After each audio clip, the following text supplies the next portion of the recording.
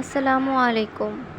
বিরিয়ানি রান্নার জন্য আমরা প্রথমে লবণ, তারপর আদা, তারপরে এটা জিরা গুঁড়া, তারপর পরিমাণ মতন জিরা গুঁড়ো আমরা দিয়ে নেব এখানে। তারপর লাল মরিচের গুঁড়ো, তারপরে দেওয়া হয়েছিল এগুলো কি পেঁয়াজ কুচি, ভরে ভরে পেঁয়াজ কুচি দিতে হবে বিরিয়ানি রান্নার জন্য। আর আমি নার্ভাস, এখানে তেল দিয়ে দিচ্ছিলাম, আমি না আমার আম্মু দিচ্ছিল। তারপরে টমেটো সস, এগুলো মাখানো হয়ে গিয়েছে।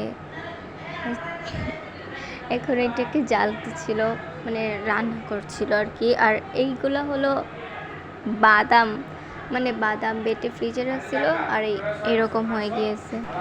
ভিডিওটার এডিটিং তেমন ভালো হয়নি, ইনশাল্লাহ সামনে আরও ভালো করব, চেষ্টা করব এই আর কি।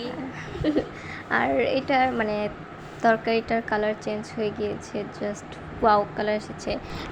আমরা এখানে বিরিয়ানি রান্নার জন্য একটা পাতিলে তেল গরম করে তার মধ্যে তেজপাতা, দারচিনি, এলাচি, গোলমরিচ এগুলো ভেজে নিচ্ছিলাম। তারপরে দিয়েছিলাম এটার মধ্যে দুধ, আর পরিমাণ মতো দুধ দিতে হবে, বেশি না আবার কমও না।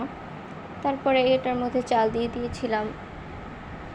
চাল দেওয়া হয়ে গেলে আমরা এখানে মিশিয়ে নেব চালগুলো দুধের সাথে, মশলাগুলোর সাথে। আর এখানে আমরা চালের ভেতর তরকারিটা দিয়ে দিয়েছিলাম, বিরিয়ানির মধ্যে তরকারি দিতে হয়, আর সেগুলোই ভালো করে মিশাচ্ছিলাম। আর মিশাতে আমার মনে হলো যে এখানে গোলাপ জল অ্যাড করা দরকার ছিল। তারপরে গোলাপ জল অ্যাড করার পর এখানে কি যেন ছিল না টাইপ। তারপরে এগুলো আবার মিক্স করছিলাম। তারপরে জাস্ট কালারটা এখানে সুন্দরই এসেছে, মানে এখান থেকে যতটা সুন্দর দেখা যাচ্ছে রিয়েলিটিতে আরও বেশি সুন্দর হয়েছিল।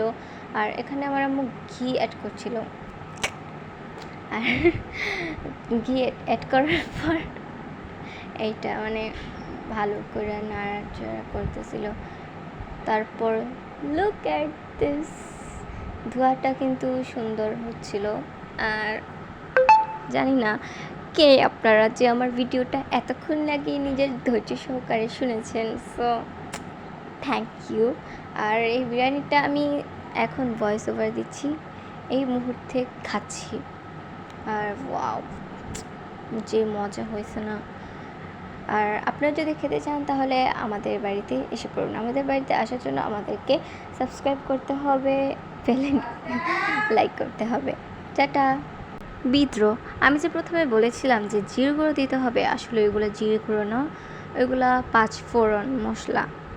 সো টাটা আবার।